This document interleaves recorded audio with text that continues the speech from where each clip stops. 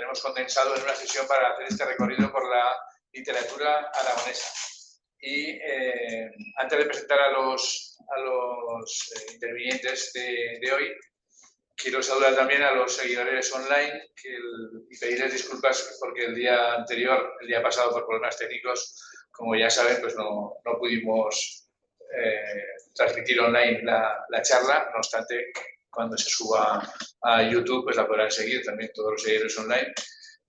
Así que pido disculpas y agradezco hoy a nuestro secretario técnico, Eduardo Fernández, que está sustituyendo a los dos anteriores titulares que están en otros menesteres. Espero que podamos seguir técnicamente la sesión como se merece. Bueno, tengo aquí a dos compañeros, dos amigos, dos patronos de la Fundación Gaspar Torrente y dos quintos, que somos tres quintos, que somos aquí del mismo año, que me abstendré de decir, pero que es un placer siempre contar con ellos, y voy a presentarles. Son los dos profesores de la Universidad de Zaragoza. Y en primer lugar hablará Antonio Pérez Las Heras, licenciado en Filología por esta universidad, doctor en la misma, con una tesis sobre el gran poeta Góngora en 1989, profesor titular de la Universidad de Zaragoza en el Departamento de Lingüística y Literatura Hispánicas. Además, ha sido profesor de distintas universidades francesas, Grenoble, Poitiers, Tours, Montpellier y en otros países, en la Universidad Autónoma de México, etc. Ha dictado conferencias y cursos en más de 20 países. Ha sido responsable de las prensas universitarias de la Universidad de Zaragoza y, como decía antes, es patrono de la Fundación Gaspar Torrente.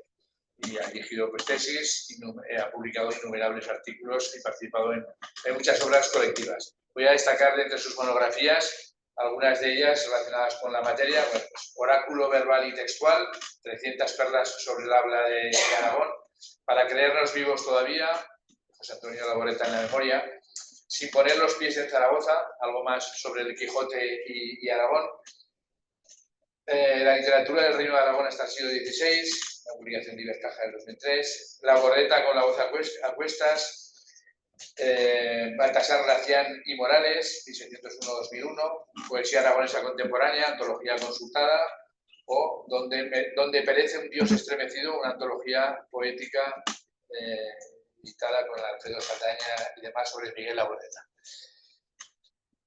A mi derecha también José Domingo Viñas Lorente, también profesor de la Universidad de Zaragoza, también licenciado y doctor en Filología Hispánica, forma parte del Departamento de Didácticas Específicas como profesor titular del área de Didáctica de la Lengua y Literatura. Se incorporó en el año 97 al claustro de profesores de la Facultad de Ciencias Humanas de la Educación de Huesca, donde ejerció, entre otros cargos, el de decano entre 2009 y 2012. Ha sido también vicerrector del campus de Huesca entre 2012 y 2021 y actualmente dirige el antiguo ICE, actualmente llamado Centro de Innovación, Formación e Investigación en Ciencias de la Educación, como digo, el antiguo ICE de la Universidad de Zaragoza. También ha sido vicedirector científico del Instituto de Estudios Altoaragoneses del 2001 al 2021 al 2024. Y es el coordinador del Centro de Estudios Joaquín Costa. Actualmente es director también de la cátedra a la que se hacía referencia en la sesión del día anterior, la cátedra Johan Fernández de Herencia, de Lenguas Propias y Patrimonio Inmaterial de Aragón, y como también decíamos antes, es patrono de la Fundación Gaspar Torrente. Ha dedicado buena parte de sus trabajos académicos a la obra de Ramón J. Sender. Es autor de numerosos ensayos sobre este escritor y algunos de sus libros, entre otros Proclamación de la Sonrisa, Casas Viejas o, más recientemente, Mr. Witt en el canto. La obra de otros autores contemporáneos, también como Joaquín Costa, Ramón Acín, Felipe Acín o Ramón Gil Novales, la educación literaria o la literatura infantil y juvenil son otros de los temas sobre los que ha investigado. Y de entre sus libros vamos a destacar Ramón J. Sender, Periodismo y Compromiso, Costismo y Anarquismo en las letras aragonesas, el grupo de Talión, San Blancat, Alaíz, Acín, Bel, Maurín, o Gil Bel Mesonada, obra periodística y literaria. Y ya sin más, creo que va a hablar en primer lugar Antonio, después José Domingo y después tendremos el coloquio como todo. Así que adelante.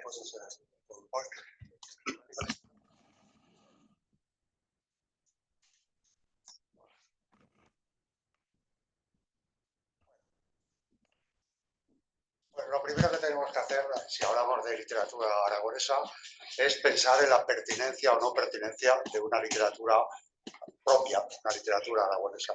Evidentemente yo pienso que sí, que tiene que haber una literatura aragonesa, una historia de la literatura aragonesa, entre otras cosas porque la historia de la literatura española no recoge todos los textos escritos en Aragón a lo largo de la historia. Veremos el caso de la Edad Media, que es quizá el más representativo. Actualmente se escribe literatura en Aragón, bueno, aparte de las otras lenguas, muchas lenguas que pudiera haber de migrantes, pues digamos como lenguas propias, el castellano, absolutamente mayoritario, en aragonés y en catalán. Recordemos que uno de los mejores escritores contemporáneos en catalán era de Mequinenza y educado en Zaragoza, Jesús Moncada. En aragonés, pues bueno, recientemente ha fallecido el que yo considero el mejor escritor en aragonés, Ángel Conte, que murió en Almería hace unos meses. Por lo tanto, esa pertinencia en gran parte se debe a la visión pacata, alicorta, a la hora de configurar la historia de la literatura española. La historia de la literatura española surge como concepto en el siglo XIX, con Menéndez Pelayo, con después Menéndez Pidal, y bueno, se redujo a las obras escritas en castellano o español a lo largo del tiempo en España.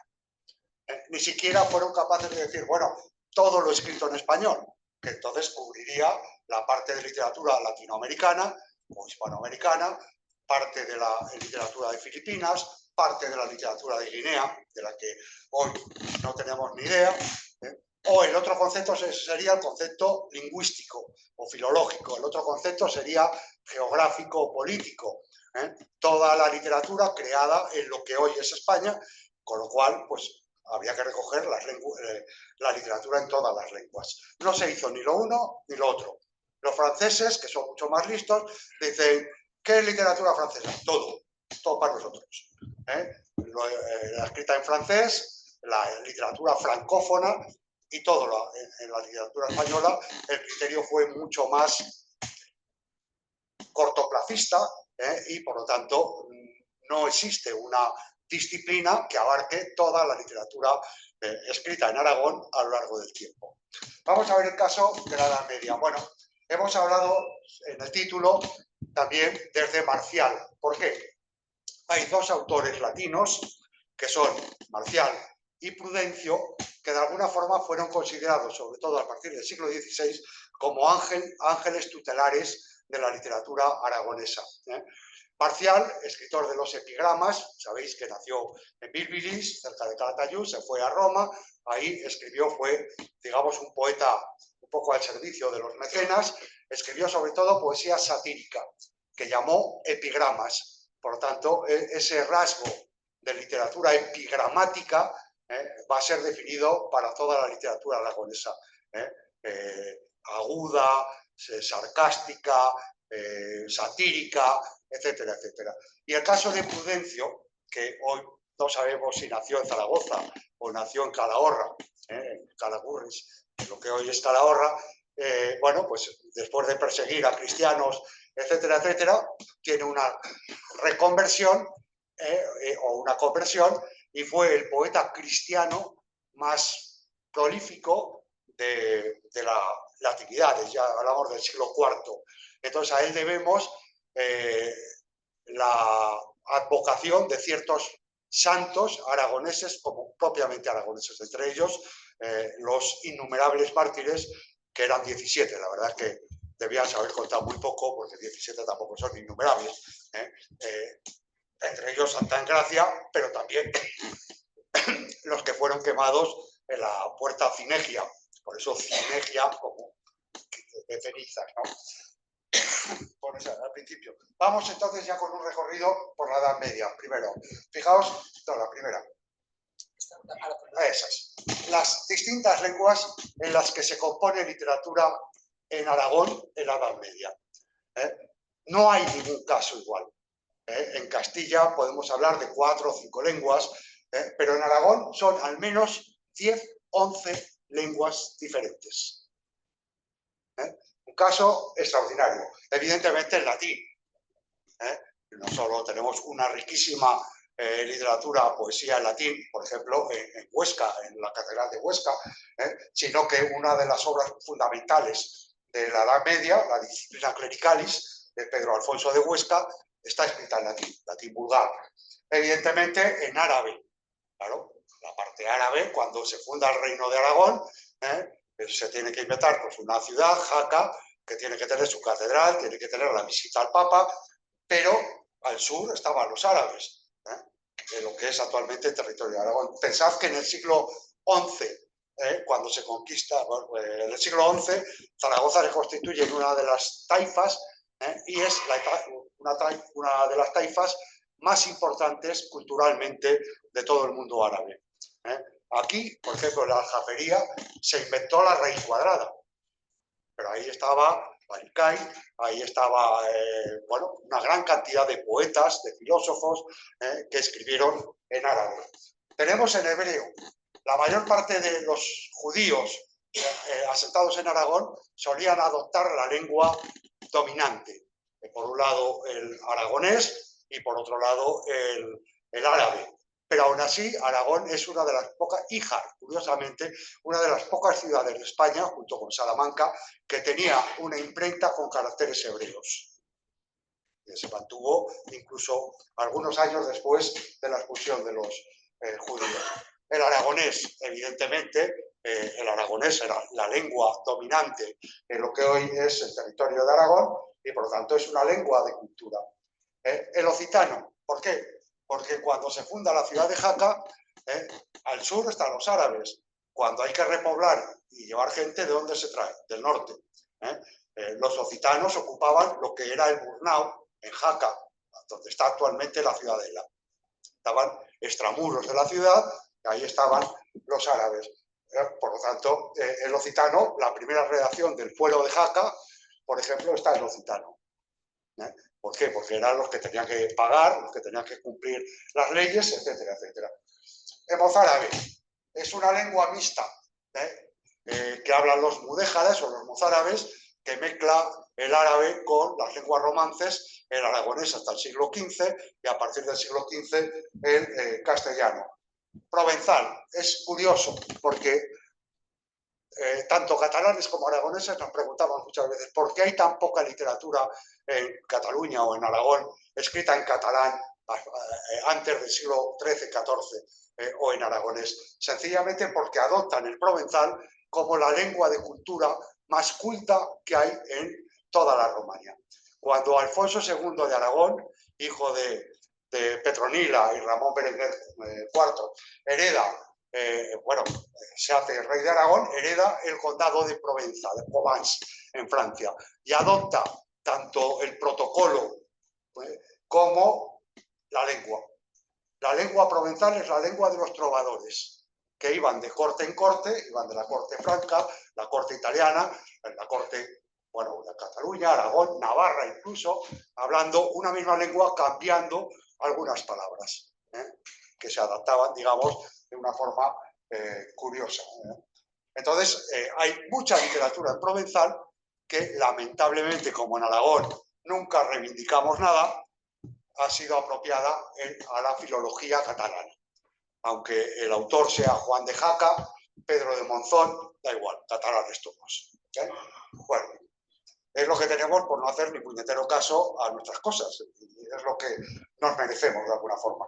Habría que decir que en aragonés, por ejemplo, el primer texto que tenemos, que hemos encontrado gracias a la cátedra Johan Fernández de Heredia, es un texto escrito por uno de los más famosos trovadores, Rambo de Vaqueiras, un autor francés que estuvo trabajando para un mecenas italiano, y que en un poema que escribía en provenzal mayoritariamente, en un poema donde hay una discusión de amor entre un francés y una aragonesa, dedica una estrofa en aragonés. Curiosamente, ese texto sería unos 10 años anterior a la razón feita de amor, considerada el primer texto, digamos, en aragonés, aunque no está enteramente en aragonés. Está más bien en esa lengua franca de la que hablamos ahí. ¿Qué es la lengua franca? Una lengua que trata de impostar, de alguna manera, elementos de las distintas lenguas de lo que hoy es el Camino de Santiago. Es decir, una lengua que pudieran entender franceses, aragoneses, catalanes, castellanos, asturianos o gallegos. Por lo tanto, mezcla elementos de esas distintas lenguas. Entonces, en Aragón tenemos muchos textos escritos en lengua franca, con una impronta aragonesa profunda, pero no podemos considerarlos enteramente aragoneses o escritos en aragonés. En catalán, evidentemente, tenemos bastante literatura apropiada por la filología catalana y, por lo tanto, pues casi no hablaremos de ellos, pero recordemos que el primer traductor de Ovidio, por ejemplo, al catalán es un aragonés, etcétera, etcétera. Tenemos una literatura en italiano. Hay que recordar que desde el siglo XIV, mediados del siglo XIV, Aragón conquista primero Sicilia y en el siglo XV Nápoles. Por lo tanto, tenemos en los cancioneros italianos, el cancionero de Stúñiga y principalmente el cancionero de Palacio, textos en, digamos, los dialectos propios de esas zonas italianas, el calabrés, el napolitano y el siciliano.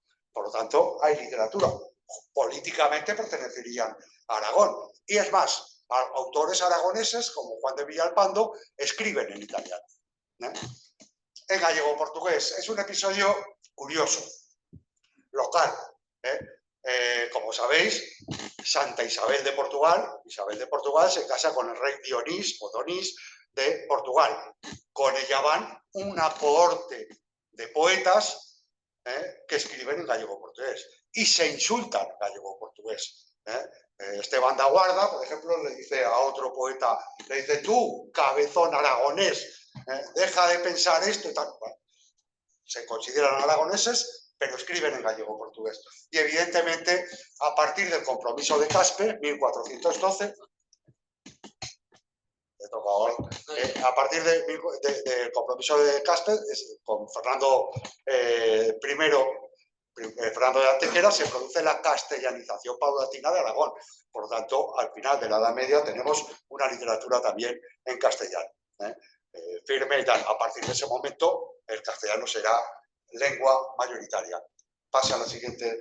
Bueno, si lo agrupamos de alguna manera por géneros, tendríamos en la Edad Media una literatura épica, lo que en castellano se llama el mester de juglaría, que tenemos por una parte unos poemas de carácter popular, por ejemplo, el Cantar de la Campana de Huesca, en aragonés, que cuenta la decapitación por parte de Ramiro II de los nobles díscolos. Bueno, se trata de un cantar extraído de una obra histórica, la Crónica de San Juan de la Peña, pero solo en su versión aragonesa, hablaremos luego de ella.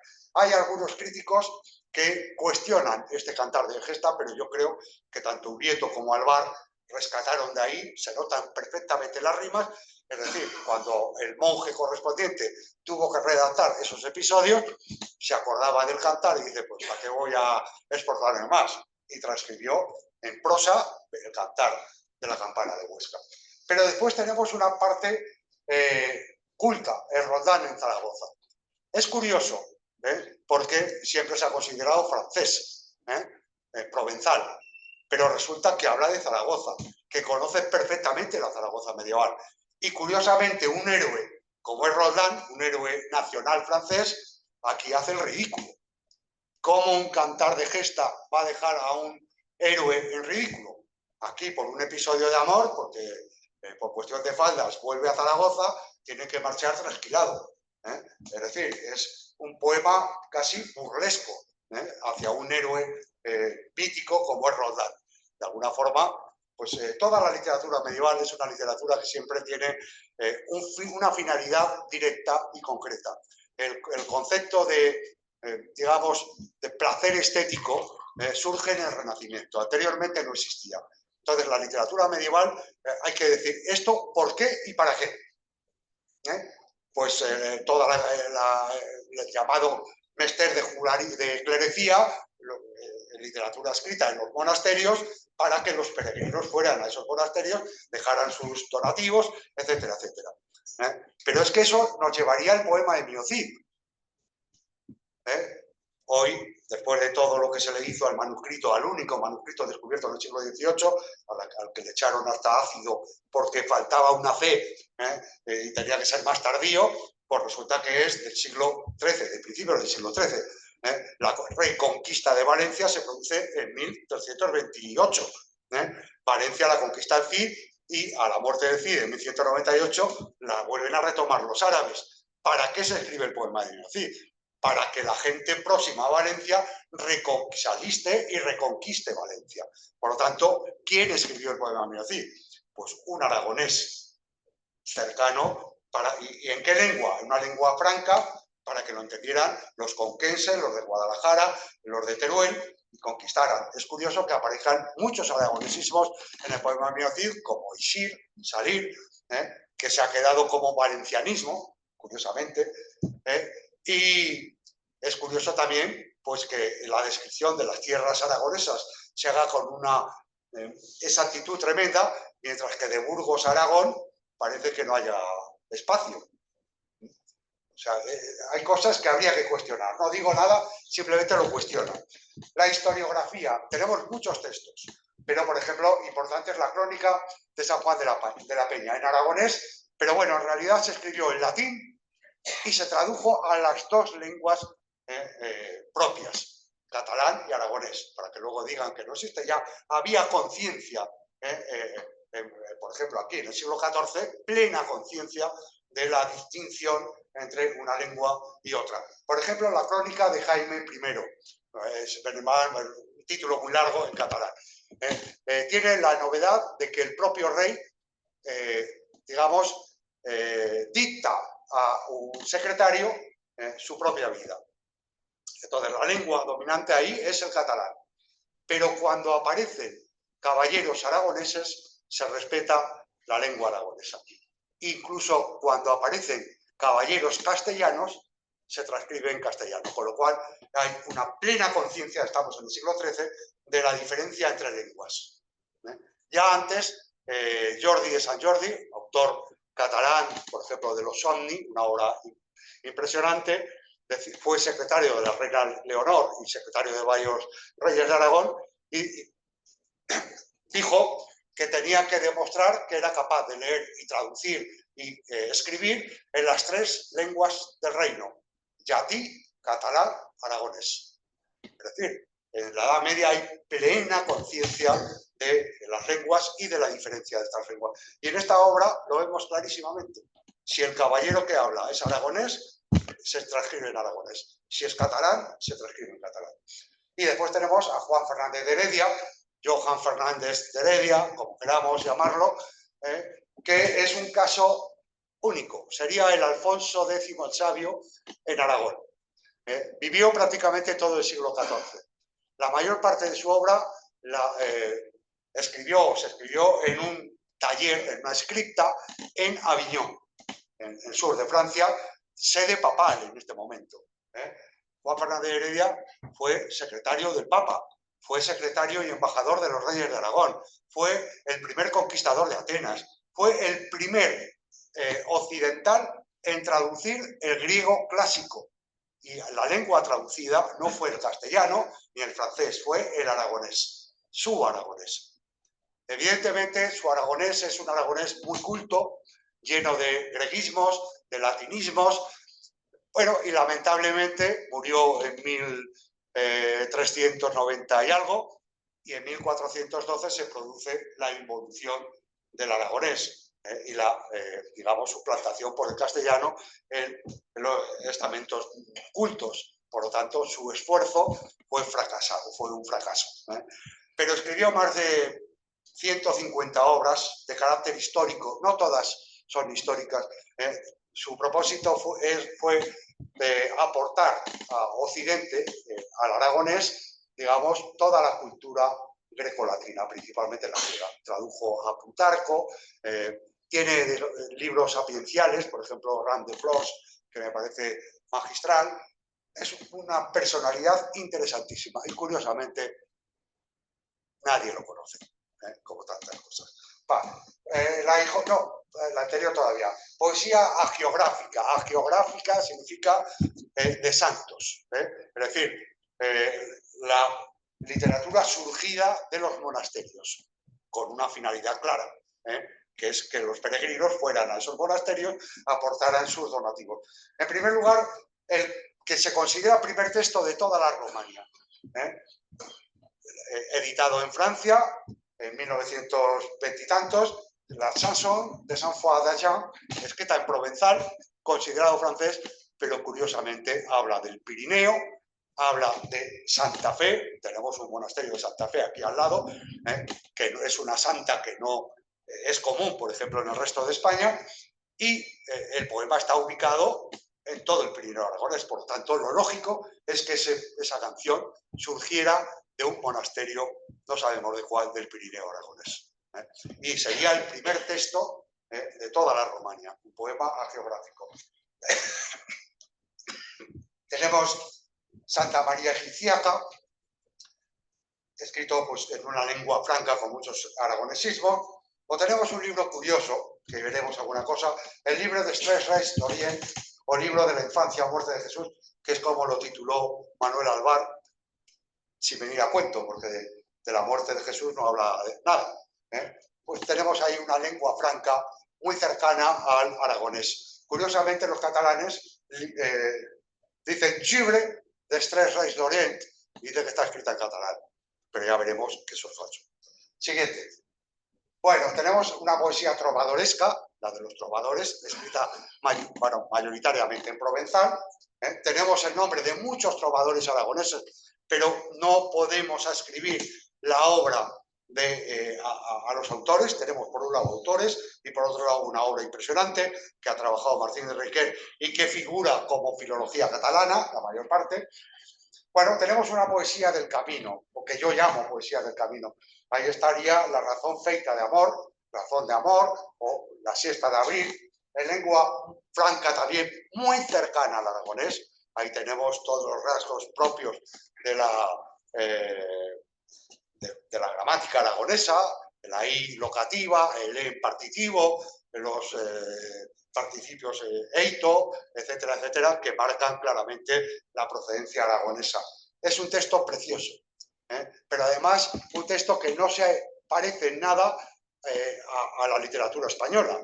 ¿Por qué? Porque no está escrita, por ejemplo, en este momento, estamos hablando de 1208, empieza, por ejemplo, un poco más tarde Berceo, que escribe la Quaderna Via o Tetrasforo Monorrimo, es decir, versos largos de 14 sílabas con un hemístico en medio que riman cada 4 versos. Aquí lo que tenemos son versos anasosilábicos, es decir, sin regularidad de sílabas, que riman empareados.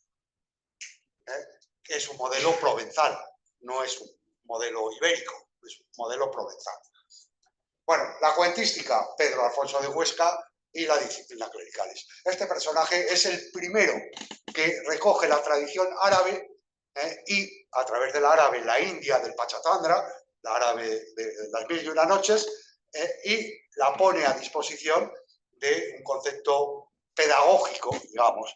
Son cuentos que tienen una moraleja y que empiezan igual que el Conde Lucanor. Un árabe le pregunta a su hijo, un discípulo le pregunta al maestro, y van enlazando los cuentos. Esta es la obra que influye directamente sobre las grandes cuentísticas europeas, sobre los cuentos de Chaucer, cuentos de Canterbury, sobre Boccaccio, de Cameron, sobre el Conde de Lucanor, de don Juan Manuel, sobre Blanca de Navarra. Esta es la obra, la primera obra que recoge la cuentística árabe. Y Pedro Alfonso de Huesca es un personaje curioso. Era un rabí judío de Huesca, que se llama Moïse Sefardí, se convierte al cristianismo y es su padrino el rey Alfonso I el Batallador. Él mismo dice en otra obra, Diálogo contra judíos, que fue bautizado en Huesca, siendo obispo el obispo Esteban, y fue su padrino el rey Alfonso. Si miramos, no hay otra posibilidad. Él firmaba Petrus Alfonsi Oscae. Pues bueno, no podía ser de Huesca.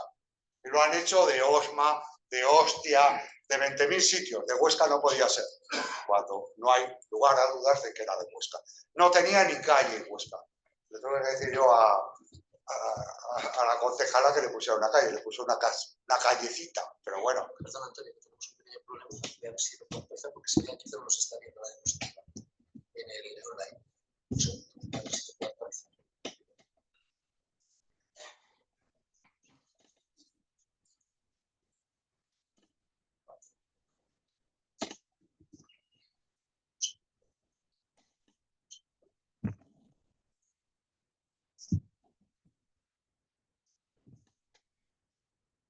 Sí, pero no está saliendo. Pues bueno, mira, para que me vean. Ya, claro, no sé qué es lo que no sé.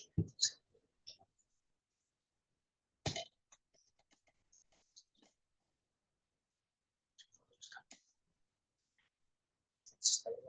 Ya voy a quitar todavía.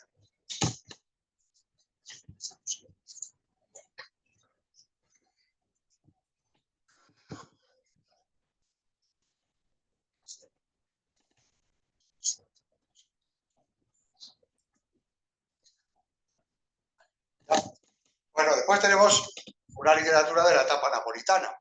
Como sabéis, Alfonso V el Magnánimo conquista en 1435, creo recordar, Nápoles, y se quedó ahí. De aquí dejó a la reina María, y él no volvió a Aragón, cosa que incumplía todo lo que había que cumplir, pero bueno. Entonces, en Nápoles crea una corte que podemos llamar ya plenamente renacentista, cuando en España todavía no existía el Renacimiento. En España el Renacimiento se identifica con el siglo XVI. Bueno, pues ahí hay una literatura historiográfica escrita en latín. Lorenzo Valla, por ejemplo, considerado el padre del nacionalismo italiano, escribe sobre los reyes de Aragón. Lucio Marinero Sículo, que es un caso también curioso, porque este señor, bueno, en este momento ahí fichaban humanistas en lugar de futbolistas, y así les iba. El Renacimiento no se puede conseguir sino una labor de educación.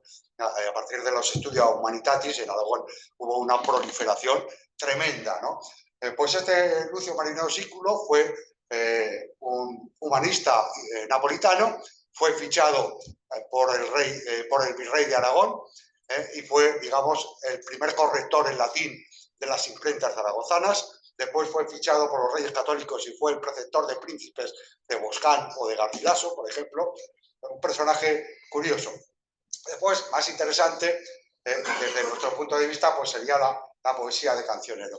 Los cancioneros napolitanos, el cancionero de Estúñiga y el cancionero de Palacio. El de Palacio tiene la virtud de que recoge la partitura musical, con lo cual se puede recomponer letra y música. Bueno, no la recoge a la manera moderna, no hay duración de las notas, pero bueno, está bien. Incluso un cancionero navarro, Navarra no tenía su cancionero, digamos, de trovadores, y entonces llama a un poeta aragonés, que es Pedro de Santa Fe, para que le componga su cancionero. Y entonces en ese cancionero navarro aparecen muchos poetas aragoneses. El cancionero de Herbert de Sais, sencillamente, es el nombre del dueño de ese manuscrito. Ahí tenemos poetas como Juan de Villalpando, como Francisco de Villalpando, Pedro de Santa Fe, Juan Sesé, Diego de Urries, entre otros muchos. Cuando se dice que antes de Garcilaso se escribieron sonetos y se menciona al Marqués de Santillana con sus sonetos fechos al itálico modo, que son horrorosos, tenemos sonetos tan malos, escritos por estos autores. ¿Por qué? Porque el soneto implica tener un oído, y que el endecasílabo sea endecasílabo ad maiorem. Es decir, si el endecasílabo no tiene un acento en la sílaba sexta, cojea. El acento en la sílaba sexta hace que sea una bisagra que divida el verso en dos, y que tenga un paralelismo tremendo. Es una cuestión de ritmo, de música, y evidentemente no existía. Siguiente.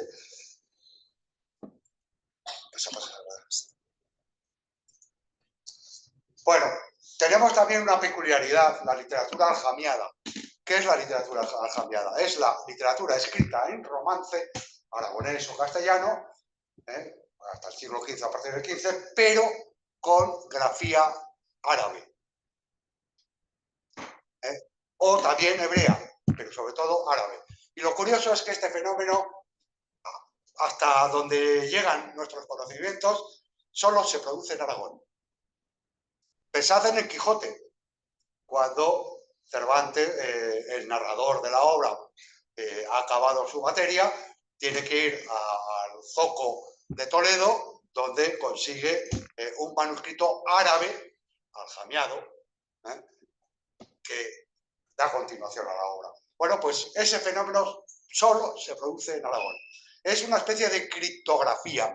Es decir, los árabes, como sabéis, los mudéjares ya desde el siglo XV-XVI son paulatinamente obligados a convertirse al cristianismo. Se convertían oficialmente, pero seguían ejerciendo su religión, en pueblos, sobre todo, pues de la cuenca del Jalón, del Jiloca, pueblos que no esconden su nombre, moros, morés, morata, ahí estaban. El 90% de la población era mudéjar o morisca, por lo tanto no escondían nada. Entonces esto empieza como una especie de criptografía para que no se entendiera por parte de los cristianos, pero se convierte al principio solo textos de carácter religioso, pero después se convierten en algo más. La joya de la corona sería el poema Yusuf.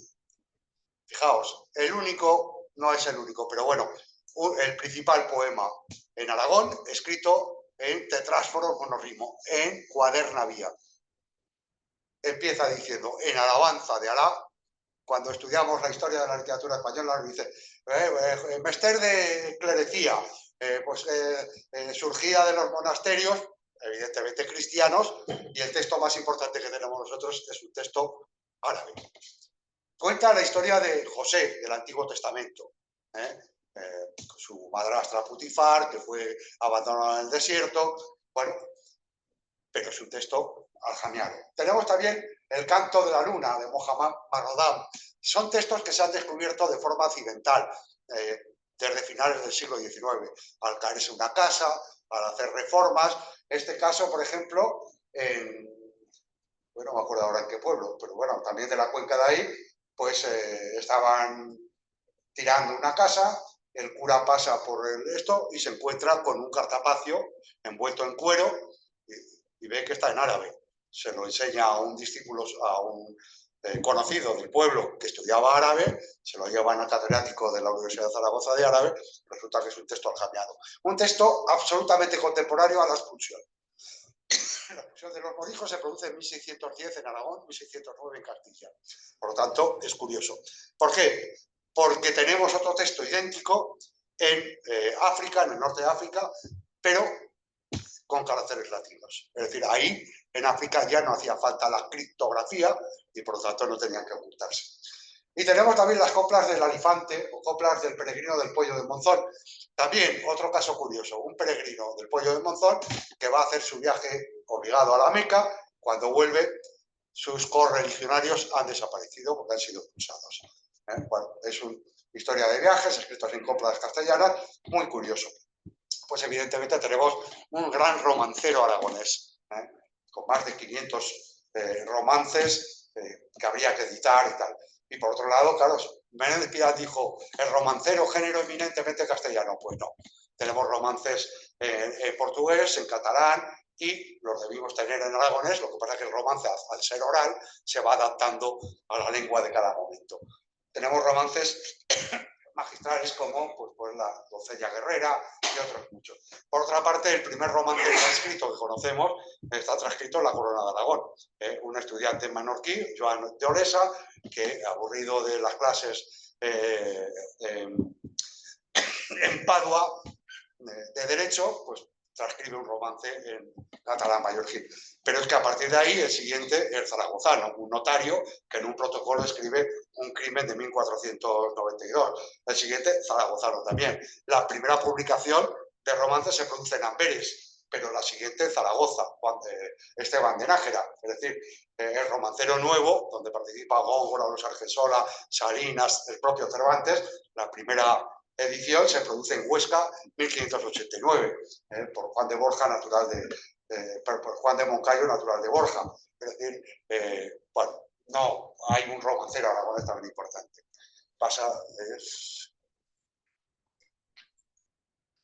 Bueno, el prerrenacimiento.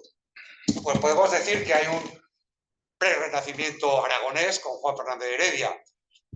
Tened en cuenta que compañero de Heredia, de Juan Fernández de Heredia, era nada más y nada menos que Francesco de Petrarca, el padre del Renacimiento, el primer humanista. Pero hay que decir que la distancia, sobre todo mental o de mentalidad, entre Petrarca, que sí era un renacentista, y Juan Fernández de Heredia, que era un hombre todavía anclado en lo medieval, es bastante notable. Pero desde luego sí que podemos hablar de un prerrenacimiento en Nápoles, en el periodo de Alfonso V napolitano, el magnánimo, perdón. Un renacimiento con humanistas importantes, como hemos dicho, Pontano, Lorenzo Valla o el Parnomita, etcétera, etcétera, que trabajaron para el rey de Aragón. Entonces es importante. Sí, sí. Ahí tenéis la única imagen que conocemos de Pedro Alfonso de Huesca. Por ahí, ¿lo veis? Bueno, pasa. El texto, que parece árabe, fijaos lo curioso. Pasa. La sazón de Sant Fuà d'allà, fijaos, publicado, no, paso para atrás.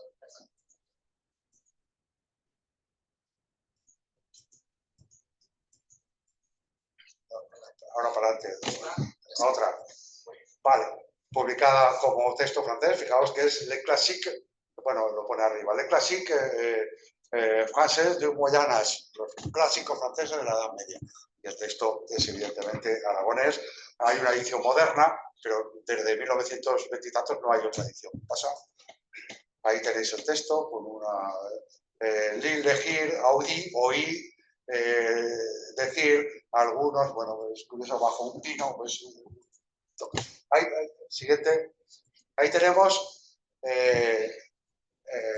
digamos, el libro de los tres reyes. Fijaos lo que pone ahí.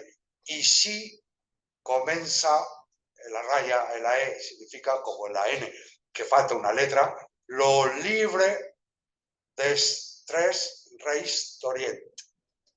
Ahí no pone libre por ningún lado, por mucho que queramos buscar la otra ahí. Fijaos que muy pobre la ilustración, pero hasta el siglo XVII Baltasar no era negro. Bueno, como anécdota, seguimos. Ahí tenéis otro texto, digamos, en cuadernavía aragonés, que es el libro de Alexandre. El problema es que tenemos dos versiones, una en leonés y otra en aragonés, que son traducción de un texto francés. Por eso no lo he considerado muy aragonés, pero bueno, es un texto curioso y muy bien escrito además. En aragonés también la mayor parte. Sí, esta es, bueno, digamos, el ejemplar más antiguo que conservamos, manuscrito, de la crónica de San Juan de la Peña. Dicen, ¿por qué no tiene letra del siglo XIII? Porque sistemáticamente se quemaba todo y los monjes lo que hacían era copiar y recopiar y recopiar. Esta copia corresponde al siglo XVIII. Sí. Ahí tenemos a Juan Fernández de Heredia. Mandaba a traducir, igual del griego, a veces al francés o al castellano, y solo firmaba con su cara la versión aragonesa. En la capitular, la primera letra, se hacía dibujar. Y a veces, en textos que no tenemos letra, sabemos por el color de la barba, más o menos de cuándo pudo ser. Aquí lo vemos como guerrero, por lo tanto es anterior a 1360. Si lo tenemos como sacerdote, posterior a esa fecha. Aquí lo tenemos con la barba más blanca como sacerdote. El texto es posterior. Sigue. Como en una capitular, la primera, ahí se hacía dibujar. ¿Sí? El texto, fijaos el manuscrito con qué letra también resuelta. Sigue. Ahí tenemos una capitular donde no llegó a dibujarse la cara de Juan Fernández de Heredia. Bueno, el Cantar de Yusu, texto, digamos, letra árabe, fijaos, versos de 4, estrofas de 4 versos. Si hubiera alguien que supiera árabe, podría leerlo. Yo he hecho el experimento y lo leo. Al principio se desconciertan, pero después sí que lo leen. ¿Sigue? Ahí tenemos la única imagen de Alfonso V el Magnánimo. Fijaos que se pinta como un emperador romano, como un papa. Curioso. El cancionero de Stúñiga, fijaos, con una decoración muy sencilla, muy simple, composiciones cortas, napolitano. ¿Sigue? Ahí tenemos la siguiente, el de Palacio, con la notación musical, con lo cual se puede recomponer. Es muy interesante porque podemos conocer, claro, la historia de la música también es curiosa, porque Aragón tenía su música, su orquesta de cámara, que era de procedencia italiana, una música mucho más vivaracha, y Castilla tenía la suya, de procedencia alemana, mucho más seria y tal. Los reyes católicos, Isabel no soportaba la música aragonesa. Entonces, justamente la gran riqueza de la música de los siglos XVI y XVII en España surge de la combinación, de la conjunción de dos estilos tan diferentes como el italiano y el alemán. Sí, siguiente. Ya no hay más. Vale. Pues nos quedamos en la Edad Media. Si acudimos al Renacimiento, sería curioso con estos antecedentes que no tuviéramos un Garcilaso de la Vega. Pues lamentablemente Aragón no tuvo un Garcilaso de la Vega. Hay que esperar a los hermanos Argensola para encontrar unos poetas con una calidad enorme. Justo los hermanos Argensola son de la promoción de Góngora. Y cuando Góngora se está iniciando en lo que después llamaremos barroco, los hermanos Argensola, Lupercio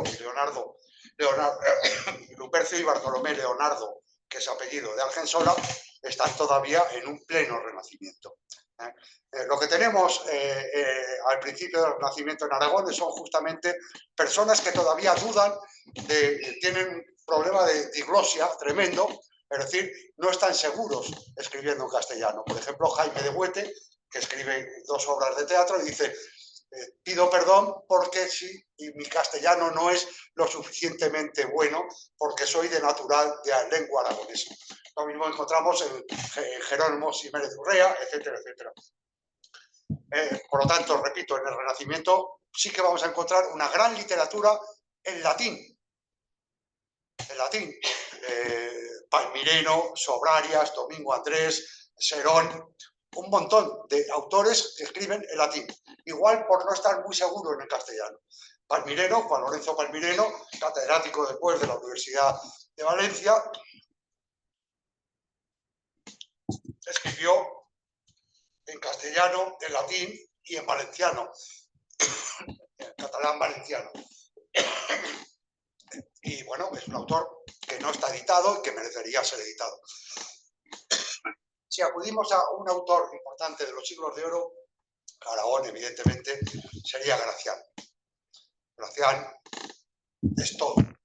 Gracián es lamentable, por ejemplo, que las universidades españolas no se estudia Gracián cuando es lectura obligatoria, por ejemplo, en Alemania. Pero es que en Alemania lo consideran un filósofo absolutamente coetáneo a Descartes, cuando Descartes es todavía un racionalista. Gracián es un preempirista antes del siglo XVIII, antes de Bacon, por ejemplo. Entonces, Gracián parte de esto, dice que dice el racionalismo que lo que vemos no es la verdad, no es la realidad, que hay que quitar la corteza para ir al meollo. Pues si lo único que vemos es la apariencia, tendremos que analizar la apariencia, porque no nos es dado analizar el meollo. Las cosas de la tierra son de la tierra, las cosas del cielo son del cielo. Haz con tu mano derecha lo que no sepa la izquierda. Es decir, hay que operar de una manera diferente y distinta. Y desde luego Gracián me parece un autor con una prosa exquisita, la prosa más barroca que podemos encontrar en la literatura española. Por otro lado, Gracián es el primer teórico, digamos, de la literatura española, por decirlo de alguna manera, con su agudeza y arte de ingenio. Pero claro, el concepto que tiene de literatura Gracián es un continuum de la literatura latina a la de su momento. Entonces no distingue, bueno, sí distingue. Cuando hay un aragonés siempre dice nuestro Leonardo, nuestro. Entonces, ¿qué es aragonés? El resto no distingue literatura escrita en catalán o en portugués o en francés o en italiano, que son las lenguas que dominamos, en castellano, en inglés no. Pero bueno, no. Bueno, por otro lado, el siglo XVII es un siglo también curioso, sobre todo la segunda mitad del siglo XVII. A nada que rasquemos un poco, a pesar de que hemos dicho que se castellaniza todo, encontramos textos en aragonés. Por ejemplo, en el siglo XVII, en Huesca, todavía sin publicar, hay una justa poética, un certamen, que es la palestra austríaca, donde hay textos, bastantes textos de Ginovés y de otros autores en aragonés, incluso algún soneto. Ana Francisca Barca de Bolea, una escritora impresionante que escribió el Octavario y Vigilia de San Juan Bautista, incluye poemas en aragonés de Somontano. José Tafalla y Negrete tiene un villancico en aragonés precioso. Es decir, hay literatura en Aragón y más que falta, y desde luego la literatura popular también está presente. A partir del siglo XVIII esto irá en aumento. Por otra parte, hay que decir que Zaragoza se convierte en la segunda mitad del siglo XVII en una segunda corte.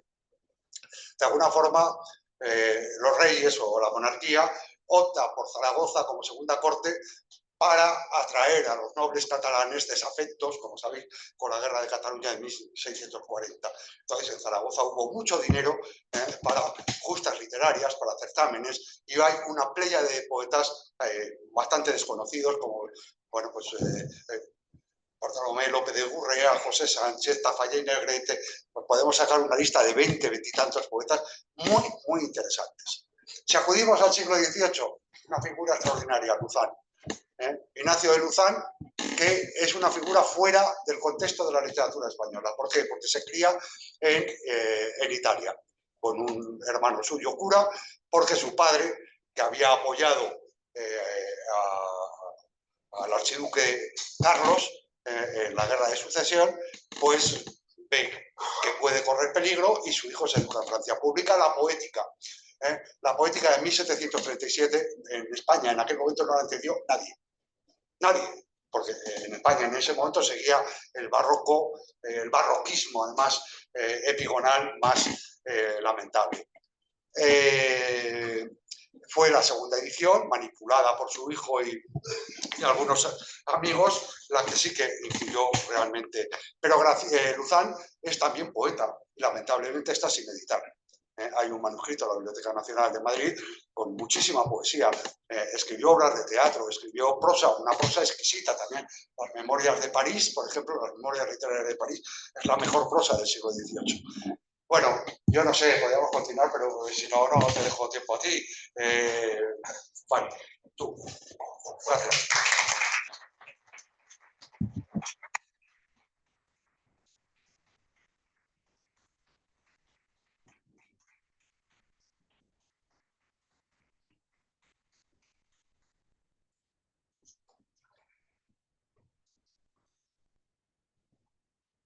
Bien, buenas tardes. Gracias a la Fundación Gaspar Torrente, a mi amigo Vicente Fuster y a los demás amigos que están aquí. Yo voy a ir más a lo concreto porque ya José Antonio ha hecho una lección magistral de toda la historia de la literatura, desde los orígenes hasta el siglo XVIII. Claro, si hablamos ya del siglo XX, pues hay que hablar de una literatura de aragoneses, de gente que tiene conciencia territorial, pero que ya no utiliza prácticamente el aragonés. Voy a hablar sobre todo de Senter y como eje de lo que es el siglo XX, la literatura en España y en Aragón en particular, y casi un poco mundial, porque Senter, como veremos, pues es un autor muy particular, pero también muy universal, y además tiene muchas conexiones con otros autores del momento, ¿no? Senter sí que tuvo una conciencia clarísima de que él era aragonés. Él decía que no creía en la nación, no creía en una construcción política, sino que creía en el territorio y que el suyo era Aragón y que a él se atenía, ¿no? Decía, en los momentos más difíciles, cuando en los años 50 estaba perseguido por el macartismo en Estados Unidos, y utilizó y se interesó bastante por el aragonés residual, hay mucho léxico y hay estudiosos que han recuperado en algunas de sus obras el uso de aragonesismos, pues por ejemplo en Crónica del Alba o en Requiem por un campesino español. Y bueno, pues es la literatura un poco del siglo XX. Pasamos... sí. Sender tenía una clara vocación de escribir, no escribía para triunfar en la vida, escribía por una verdadera necesidad biológica, decía él. Este aforismo lo tenía muy en cuenta, lo citaba mucho: la vida es breve, el arte es largo, la vida es insuficiente, el arte sirve para prolongar el nombre, para prolongar nuestra huella en el mundo. Y bueno, pues escribió casi como un enfermo, porque escribió desde que era un niño hasta que murió al final con 82 años. No paró de escribir. Él mismo decía que si hubiese revisado más los manuscritos, los originales, hubiese conseguido obras más interesantes, pero lo que le interesaba era el hecho, el acto de escribir, porque ahí pensaba que se prolongaba su vida, que ponía una trinchera contra la muerte. Era un escritor, digamos, de raza, ¿no? Realmente casi enfermizo. Hay una anécdota que no me resisto a contarles. Ángel Garín, que es un estudioso de la brujería de Huesca y de las leyendas pirenaicas, se entrevistó con Sender en 1974, la primera vez que vino a España.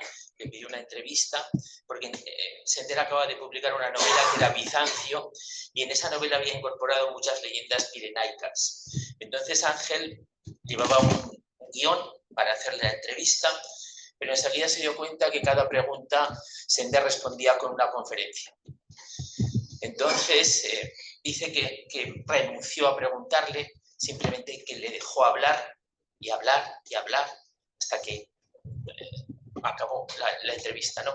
Entonces hay una conclusión muy interesante de Ángel Garín, que decía que él piensa que la realidad para Sender tenía un exceso de significado. Normalmente las personas tenemos filtros. Hay cosas que nos llegan, hay cosas que dejamos fuera, que no incorporamos porque hay tanta información que es imposible. Pero para Sender la realidad tenía un exceso de significado. Yo creo que está muy bien analizado eso por parte de Ángel Garín. Y decía Ángel Garín que si no hubiese escrito seguramente se hubiese vuelto loco. Pero una manera de organizar su mente, de organizar su relación con el mundo, su relación con la realidad, ¿no? Bueno, hay una serie de autores que fueron muy importantes para Sender. Podemos decir, sin ser académicos, esto no es nada académico, que hay tres tipos de escritores, por lo menos contemporáneos, que son aquellos, por ejemplo, Alejandro Saga, que es que está aquí en la izquierda, es el protagonista de Luces de Bohemia, fue un escritor que no tuvo suerte con su obra, que escribió muy poco, pero sin embargo que hizo de su vida una obra de arte. En las tertulias era el centro de atención, era un hombre brillante, era un hombre muy locuaz, que utilizaba la oratoria perfectamente. Decía que había estado en París, que se había entrevistado, que se había hablado con Víctor Hugo, que Víctor Hugo lo había besado en la frente, desde entonces no se lavaba la frente. Bueno, era un hombre brillantísimo. Su obra estaba por encima de su vida. Su novela prácticamente, Iluminaciones en la sombra, pues prácticamente ya casi no se conoce, ¿no? Hay otros autores, como por ejemplo Baroja, que fue un gran modelo para Sender, que no tuvo una vida demasiado heroica para nada, pero sí que creó una obra importantísima, ¿no? En ese caso la literatura está muy por encima de su vida. Y hay otros autores, como por ejemplo Valle Inclán, que fue también el gran modelo moral de Sender, donde se acompasa la vida y la literatura.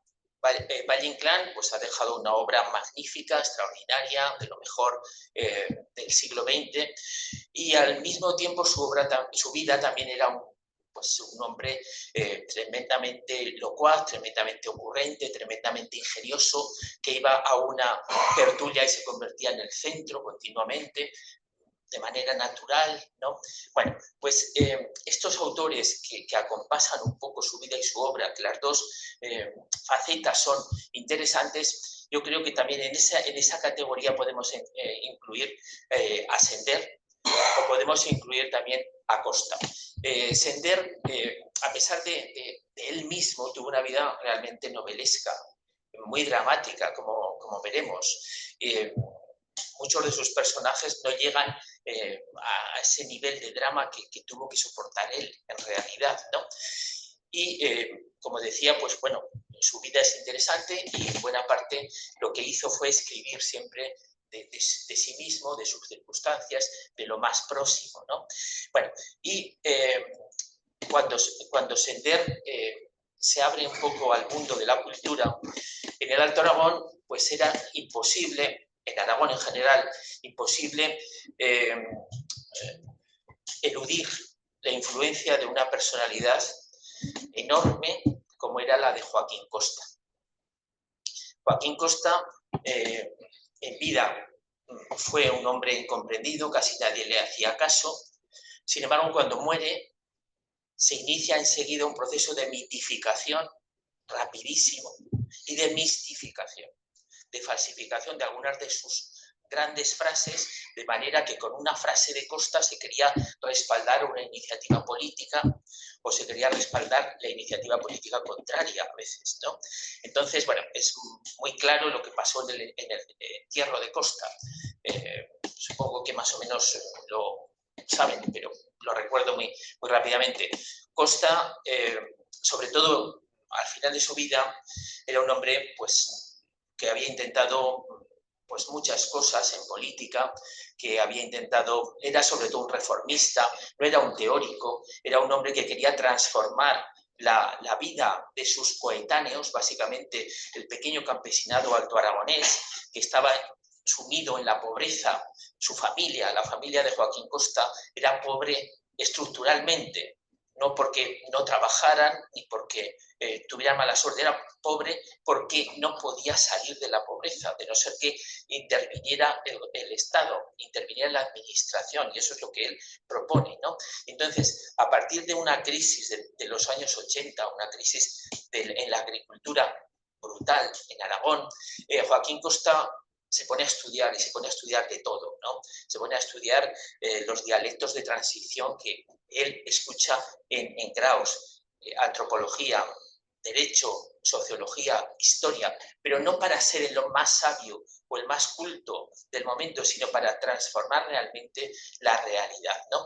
Y entonces se estuvo dando cabezazos una y otra vez contra la vida política de la Restauración, que no le hacía caso para nada, se retiró porque además estaba enfermo, tenía una distrofia muscular desde muy joven que le fue en aumento, y eso a él también pues le desmoralizó mucho. En muchos momentos decía que España era un país inválido, como él mismo, ¿no? Bueno, entonces se retira Graus en 1904, muere en 1911, pero cuando muere, como digo, se inicia el proceso de mitificación de Joaquín Costa. Ya no molestaba a nadie y entonces lo exalzan, lo convierten en un santo laico, lo llaman el grande hombre, el Moisés, el león de Graus, etcétera, ¿no? Pero eso todo el mundo. Además, el propio Primo de Rivera lo eligió como una referencia para su gobierno. Bueno, ¿qué pasó en el entierro de Joaquín Costa? Bueno, pues lo querían llevar al Panteón de Hombres Ilustres de Madrid, pero bueno, sale en un tren, en una caballería, en un carro, desde Graus a Barbastro, en Barbastro tren a Zaragoza, y en Zaragoza sale la multitud a la calle para impedir que ese tren siga a Madrid. Quieren que se entierre aquí, en Torrero, ¿no? ¿Era espontánea esa manifestación? En buena parte sí, pero también estuvo algo provocada. El gran estudioso de Joaquín Costa, un británico, un hispanista británico, fue el primero que descubrió la grandeza de este hombre, Chain, pues decía que esto había estado provocado porque él había visto algunos telegramas que venían desde el gobierno de Madrid para decir que paralizaran la llegada de Costa a Madrid, que fuera enterrado en Zaragoza, porque temían una gran manifestación republicana en Madrid, ¿no? Entonces parece que sí, la gente actuó espontáneamente, pero también estuvo provocado un poco eso y se quedó aquí, ¿no? Entonces, bueno, la mitificación de Costa, ahí tenemos la inscripción que aparece en el cementerio de Torrero. Si la leemos, pues es un lenguaje enorme, magnánimo, romántico, que escribió Silvio Costi, ¿no? Bueno, y hay que tener en cuenta que, sobre todo en los jóvenes autores aragoneses, el Costa que realmente cala, que realmente impacta, es el último Costa. El Costa republicano, el Costa a partir de 1904, el Costa ya que incita a la revolución de arriba y a la revolución de abajo, porque piensa que el sistema reformista ha fracasado. Y hay dos obras importantes que son Colectivismo agrario en España, de 1898, que citaba Sender muchas veces, y luego está Oligarquía y caciquismo como la forma actual de gobierno en España y forma, urgencia y modo de cambiarla, ¿no? Esto fue una información que hizo en el Ateneo de Madrid, entrevistó a mucha gente y al final concluyó con esos dos elementos, esos dos sustantivos, oligarquía y caciquismo como la forma actual de gobierno en España. Dos sustantivos que alcanzaron gran éxito entonces para entender mejor lo que estaba sucediendo en España. Bien, pasamos. Entonces, hay una serie de autores jóvenes que son un poquito mayores que Sender, que sobre todo son costistas. Entonces, no había todavía una ideología, digamos, articulada en Aragón, ni siquiera en España. Luego llega el anarquismo, luego el marxismo en los años 20, en los años 30, pero estos jóvenes, Ángel Sanblancar Salanova, que era de Graus, que se considera gran costista, Ramón Acín, anarquista después, pero también muy inspirado por Costa, Felipe Alaiz, Gilbert Besonada de Utebo, que muchos de estos autores luego recalan en el anarquismo y algunos en el marxismo, pero empiezan su vida política, cultural, a partir del costismo republicano, del anticaciquismo de Joaquín Costa. Y publican una revista en Huesca que se llamaba Talión, que estuvo denunciada casi en todos sus números, que, bueno, pues lo que consiguió es que muchos de ellos dieran con sus huesos en la cárcel, pero que lo que querían hacer era prolongar la obra de Joaquín Costa, ¿no? Bueno, y Sender, pues en un principio también es muy costista, ¿no? Bueno, aquí decíamos, pues eso, que él escribía porque tenía una necesidad ideológica de expresarse, y luego, bueno, pues sabemos que fue un autor bastante polémico por una serie de circunstancias, entre otras cosas porque tenía un carácter, pues, polémico en sí mismo, era un carácter pues difícil, y porque, bueno, pues políticamente también tuvo que pasar por unos vericuetos complicados, como vamos a ver, muchas veces tuvo el filo de la navaja muy difícil de atravesar, ¿no? Bueno, entonces seguimos.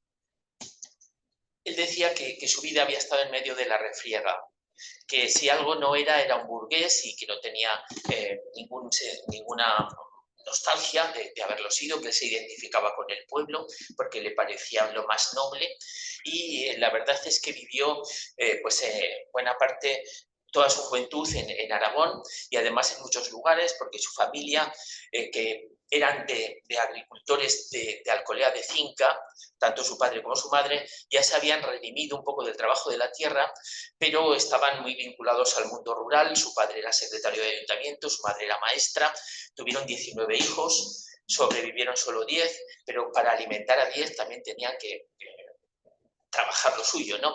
Y entonces todos estos movimientos de la familia Sender Garcés por Aragón están motivados un poco por esa necesidad de ganarse la vida. Sobre todo don José Garcés, el padre, iba consiguiendo mejores lugares para ejercer como secretario o para ejercer de gestor, por ejemplo en Alcolea de Cinca, que era donde era la familia. Luego estuvieron en Tauste, donde también era secretario de ayuntamiento. Sender fue enviado un año a estudiar a un colegio de curas en Reus.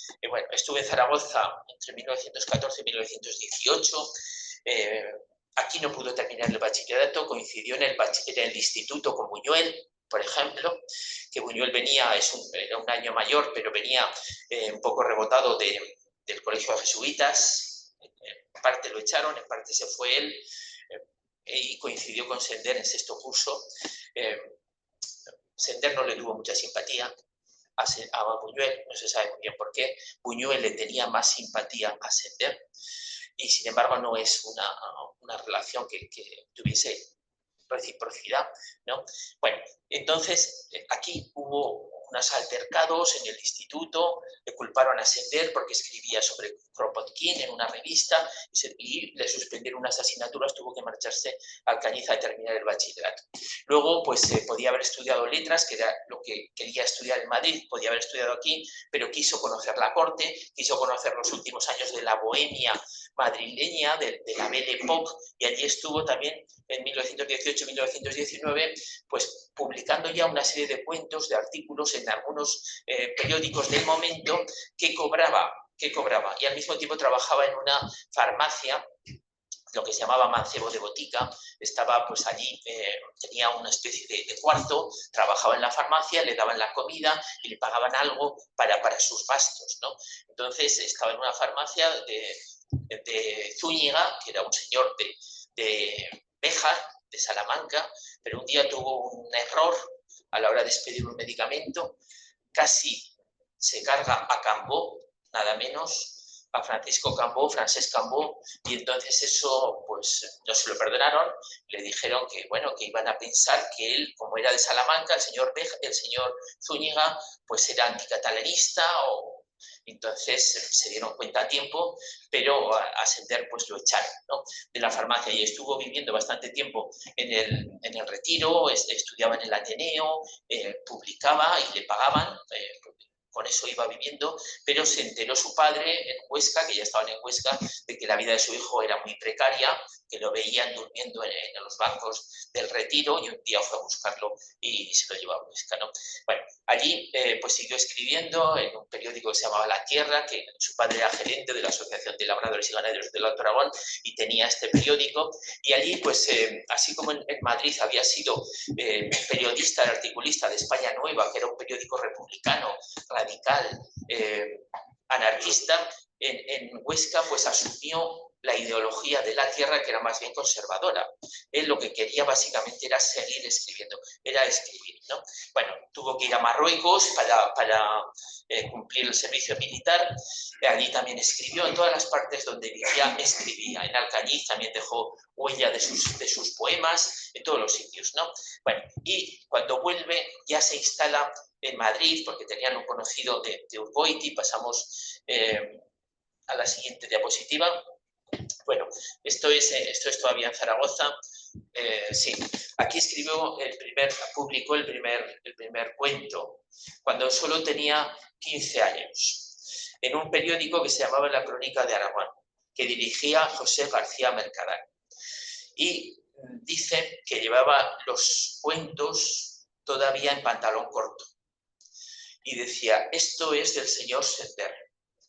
Con lo cual pensaban en el periódico que era de su padre. Y entonces felicitaban a su padre. Ya leímos lo suyo, don José, ¿no? Y era de él. Y él pensaba que, dice, esto no me lo van a publicar, porque, bueno, pues se lo publicaban. Y en primera página, y con los grandes autores del momento de Aragón. Luego dijo, mucho tiempo después, que eso fue lo que le hizo seguir en la literatura, en la escritura. Eso fue lo que le salvó la vida un poco, ¿no? Bueno, entonces pasamos... Bueno, esto es el primer texto publicado, que seguía muy de cerca la moda del momento, el modernismo del momento, y cuando vuelve de Marruecos en 1924, de soldado todavía, vestido de soldado, se entrevista con Nicolás María de Urgoiti, que era un gran empresario vasco que tenía la papelera española y que fundó un periódico que era el mejor periódico del momento, con mucha diferencia, que era El Sol, patrocinado intelectualmente por Ortega y Gasset. En El Sol, que estuvo desde 1924 a 1930, pues publicaban los grandes autores de la época, Unamuno, Azorín, Gómez de la Serna, Ramiro de Maeztu, todos ellos publicaban allí. Era la gran escuela del periodismo, de la literatura, de la cultura del momento. Sender estuvo allí, como digo, 6 años, pero en 1930 publica su primera novela, Imán, que es una novela antibelicista sobre la guerra de Marruecos. Dice que se había traído unas notas desordenadas y que las publicó. En realidad es una novela bastante más articulada, es una de las mejores novelas de Sender. A él le decían que era la mejor y eso le sabía muy malo, porque era la primera, y entonces parecía que no había aprendido nada a lo largo de su vida. Después de 60 años escribiendo, resulta que la primera novela es la mejor, pues eso no le hacía mucha gracia, ¿no? Entonces, Imán es una novela muy cruda, muy antibelicista, es la historia de un joven aragonés que procede de un pueblo al lado de Barbastro, no dice cuál es el pueblo, pero que procede de ahí, se va a la guerra de Marruecos porque no le queda otro remedio, y allí la guerra aniquila su conciencia, destroza lo que es la personalidad de este hombre. Biance le llamaban imán porque parece que atraía todas las desgracias, como el imán, ¿no? Y llega incluso a su pueblo después de la guerra, de sobrevivir a los episodios de Marruecos, y se encuentra que el pueblo está inundado por un pantano. Con lo cual, hasta su historia, hasta su casa, hasta su familia ha desaparecido. Es una novela crudísima, muy bien escrita y muy radical. Decía Sender que él adquirió conciencia política básicamente en Marruecos, que había ido allí un burgués, un señorito, y que volvió muy radicalizado en ese momento hacia la izquierda, ¿no? Entonces, bueno, esta novela ya lo deja fuera de lo que era El Sol. El Sol era un periódico liberal, reformista, que quería educar a la burguesía española, a la clase media, a través de la cultura. Daban cabida a todas las manifestaciones culturales, la música, el cine, menos los toros. Los toros estaban prohibidos en El Sol, no se daban noticias de toros. Había reseñas de libros y había unas secciones, eso también era una singularidad del Sol, secciones dedicadas a las distintas provincias españolas, que se llamaban notas de la redacción. Y Sender lo que hacía era comentar todas las noticias de Aragón. Ponía Aragón, noticias de la redacción. Y él escribía pues, sobre Gracián, sobre Costa, sobre Fernando el Católico, la casa museo de Sos, que tenía que convertirse en un museo de Fernando el Católico. Bueno, todo eso, estaba muy al tanto de lo que sucedía en Aragón, precisamente porque era también su trabajo. Estaba catalogado como redactor regional, ¿no? Bueno, vamos a avanzar porque si no,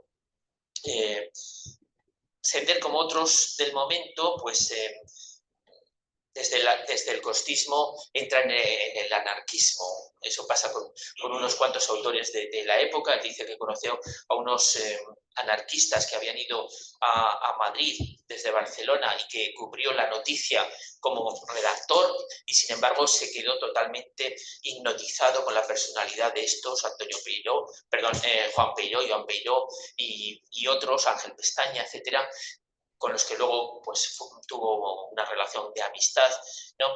Y bueno, pues hacia 1929 ya se considera anarquista, pero sin embargo le dura poco ese trayecto político, porque hacia 1932, a finales de 1932, publica una crónica, un libro, 7 Domingos Rojos, que es su despedida del anarquismo.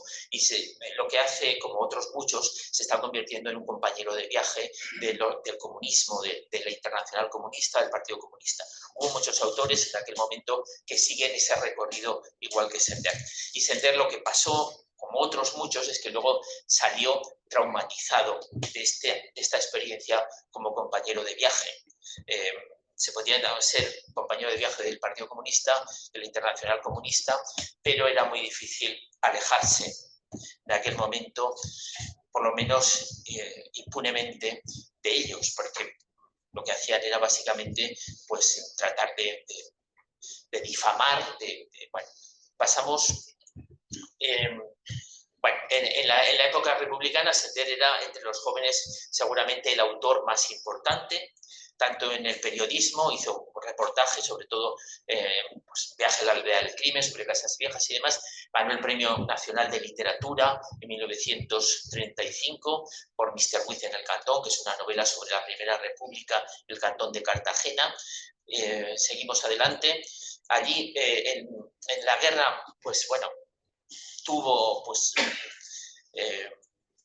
unas afecciones muy próximas, muy duras, porque la guerra le sorprendió cuando estaba de vacaciones con su mujer y sus 2 hijos pequeños en San Rafael, al otro lado de la Sierra de Guadarrama, en la provincia de Segovia, que es una zona que quedó del bando franquista.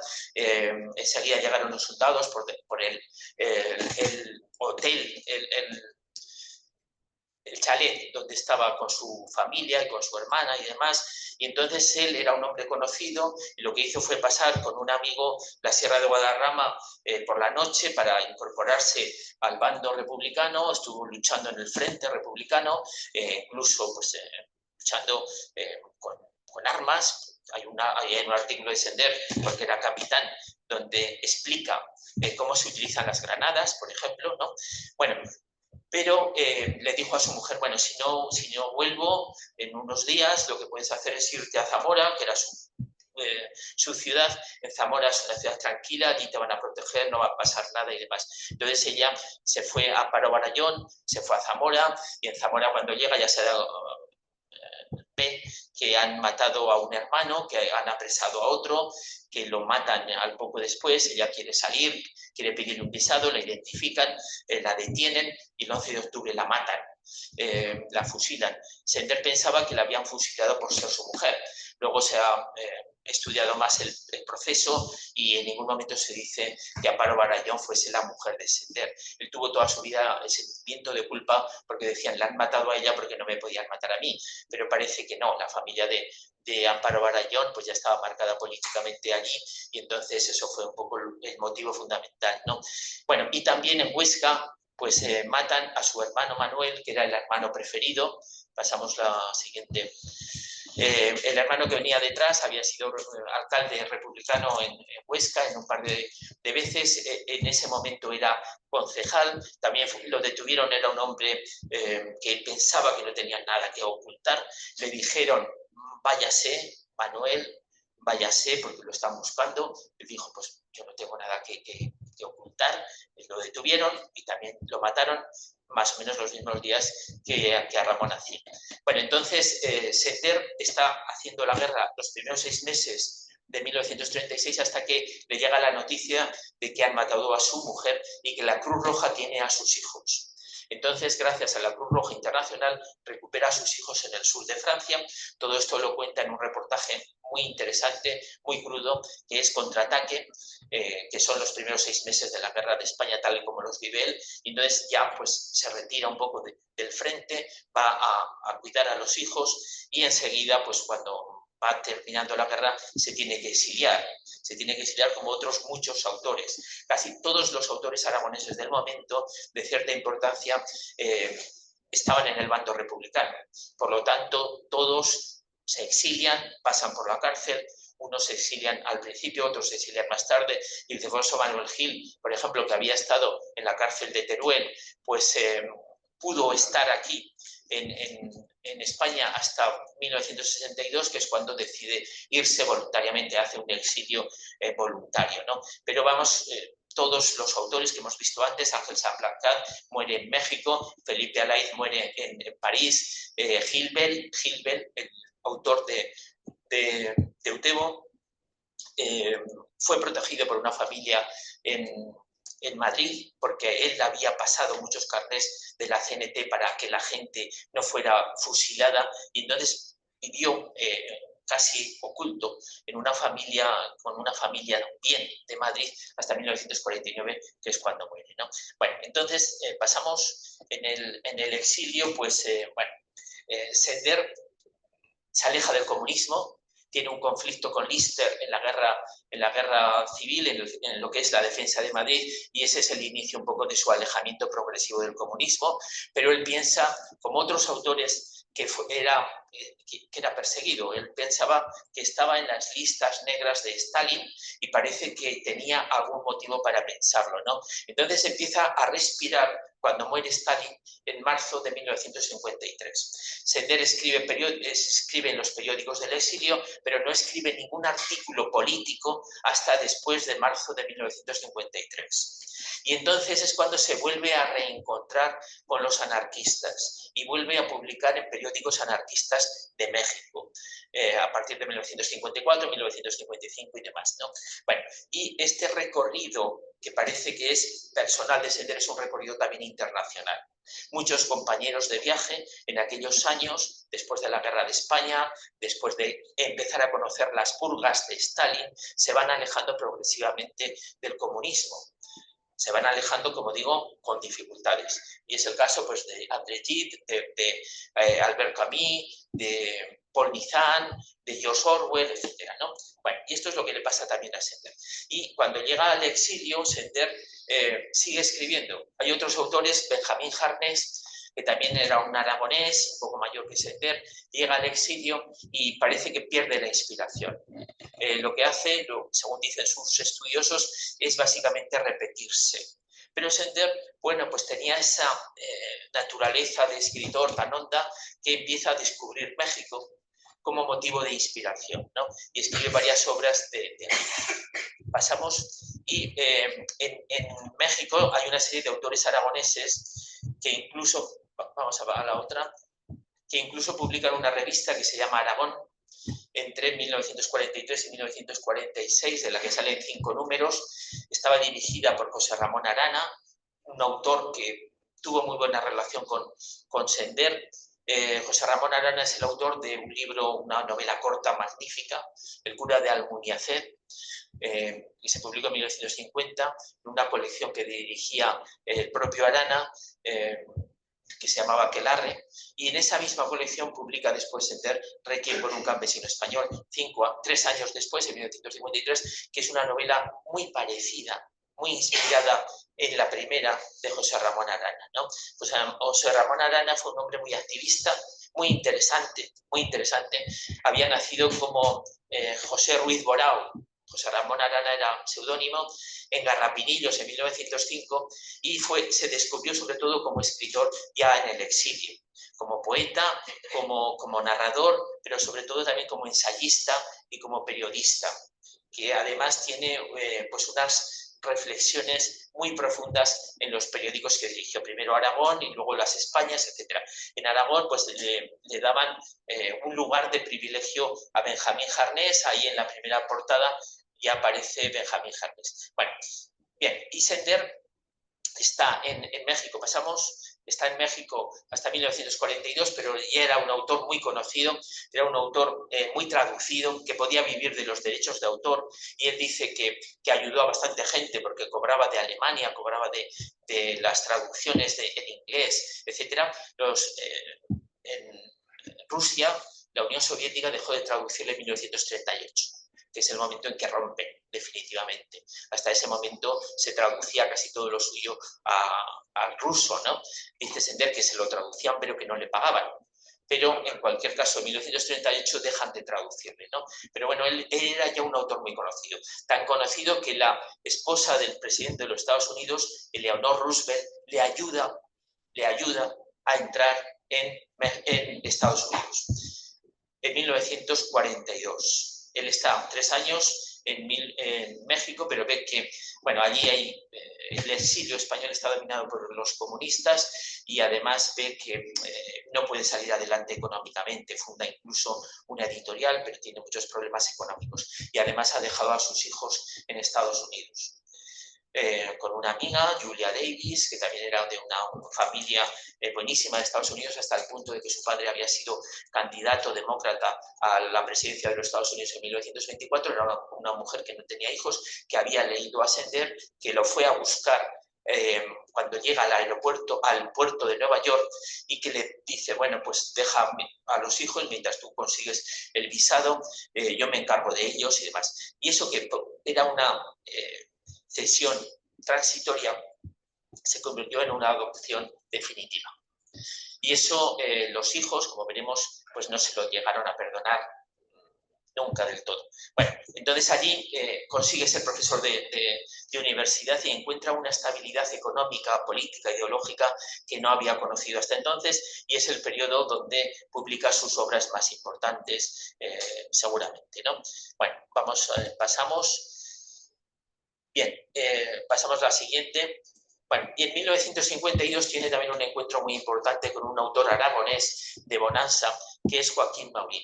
Joaquín Maurín era sobre todo un ensayista, pero era sobre todo un político, que había creado el bloque obrero y campesino y luego el PON junto con Andrés Nin.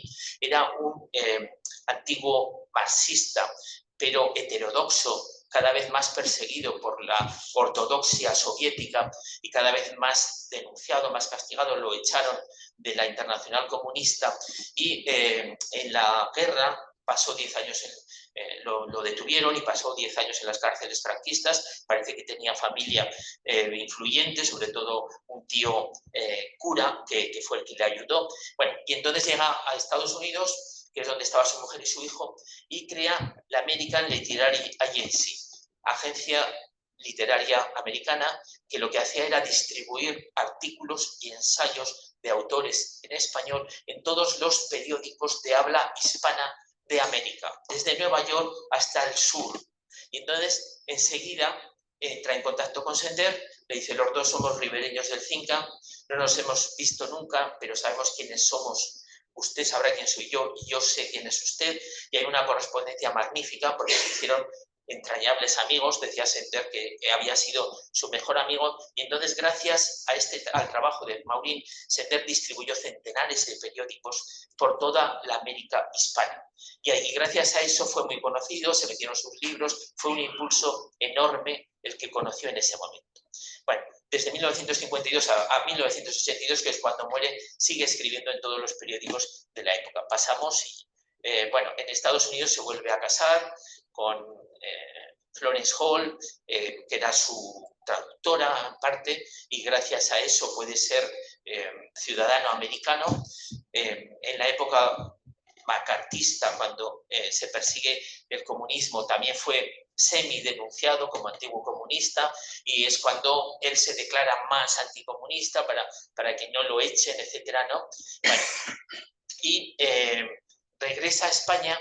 En la correspondencia con Maurín siempre están hablando de España y de lo que se edita aquí. Maurín, que era como su agente, le decía, deberías intentar ahora colocar este libro allí. Lo intentan varias veces, fracasan muchas veces, hasta 1965, que es cuando hay una apertura ya en el gobierno franquista. Fraga estaba entonces en el Ministerio de Información y Turismo. Bueno, y entonces quieren recuperar el exilio, quieren recuperar a los exiliados. Algunos ya habían venido, pero Sender era de los más significativos, de los más conocidos, y él decía que no quería venir hasta que no se muriera Franco. El primer libro que publica aquí en España es una novela del oeste. Por lo tanto, es una novela que no tiene implicaciones políticas, que nadie se podía quejar de que Sender, el republicano, el comunista, vuelva a editarse aquí, porque era una novela sobre Billy el Niño, pero eso fue el inicio de una avalancha de libros y de artículos de Sender en España en los años 60 y 70, ¿no? Aquí tuvo un veranillo de popularidad que no le duró demasiado, porque la verdad es que él tampoco sabía muy bien cómo estaba España en aquel momento. Viene aquí, a España, a Aragón, a Zaragoza, 1974, después de 1938 que se había marchado, y claro, era el final del franquismo, había una ebullición política enorme, pero él desconoce un poco eso, viene de la mano de la Fundación General Mediterránea, que era una asociación muy próxima al Banco Atlántico y por lo tanto muy próxima al Opus Dei, y hace un pacto con el gobierno de entonces. Le dicen, no hable usted de política, y nosotros le publicamos los libros que todavía están prohibidos en España. Y él acepta el pacto, se publica entonces el Requiem por un campesino español, El lugar de un hombre, El verdugo afable, libros que estaban todavía prohibidos, se publica en 1974 y él viene aquí, da sus conferencias llenas absolutamente, porque pensaba que iba a hablar de la transición o de la democracia o lo que sea, pero hablaba de la Atlántida, de cosas así de su infancia. Aún así era una persona amena, muy entretenida, pero su viaje, su visita tuvo pues una doble lectura. Hubo gente que pensaba que, bueno, que era el gran escritor del momento, que había vuelto, que le besaban la mano por la calle, pero también hubo gente que dijo, este no es el Sender que se fue, este no es el Sender de Requiem por un campesino español, no es el de Imán, se ha transformado, ¿no? Bueno, yo creo que fue, sobre todo Andalán, la revista Andalán fue muy crítica con Sender en esa visita. Algunos autores de entonces, pues José Carlos Mainer, Eloy Fernández Clemente, lo reconocen, que se equivocaron en cierto modo. Eloy Fernández Clemente hasta el final de su vida mantenía lo que había dicho en 1974, decía que no, que eso no se podía consentir, porque además vino de la mano del Heraldo de Aragón y sobre todo de Aragón Express. Andalán no tenía prácticamente nada que ver, porque no le dejaban acercarse a Sender en ese momento, ¿no? Pero bueno, fue una especie de desencuentro aquello, y la gente que lo conocía, por ejemplo Marcelino Peñuelas, decía que Sender nunca había sido un conservador. Había evolucionado, como todo el mundo evoluciona, pero que no había sido ese conservador que aquí lo llamaban Lotitano. Vamos a pasar. Bueno, esta es su mujer. Vamos a las últimas diapositivas ya. Bueno, aquí hizo algunas concesiones. Le ofrecen el premio Planeta en 1969 por una novela, La vida de Ignacio Morel, y él lo acepta, porque tampoco sabía qué connotaciones políticas tenía el premio Planeta, él lo acepta. Y bueno, pues eso también le supuso una desvalorización importante entre algunos autores de aquí, ¿no? Bueno, pero sin embargo, a pesar de todo, al final de su vida encuentra un modelo de literatura que tiene valor y que vuelve a ser el Sender de siempre un poco. Fijaos que entre 1970 y 1982, que muere, publica 30 libros. Es una barbaridad. Saca todo lo que tenía en el cajón porque ve que se va a morir y entonces quiere publicarlo todo. Republica algunas cosas que ya había publicado, las revisa y las vuelve a publicar. Es ese deseo de ser escritor, de durar un poco más allá de la muerte, ¿no? Pero al final de su vida consigue 2 libros que merecen la pena, con una fórmula pues muy suya, entre periodismo, ensayo y narración, que son Monte Odina, sobre una finca de Monzón, donde él sueña que podía haber sido el bibliotecario, porque un amigo de su padre, Francisco Laguna, cuando era adolescente, le dijo, tú vas a cuidar mi biblioteca en Odina. Entonces eso le sirve para luego pensar qué hubiera sido mi vida si yo hubiera hecho eso, ¿no? Y lo cuenta muy bien.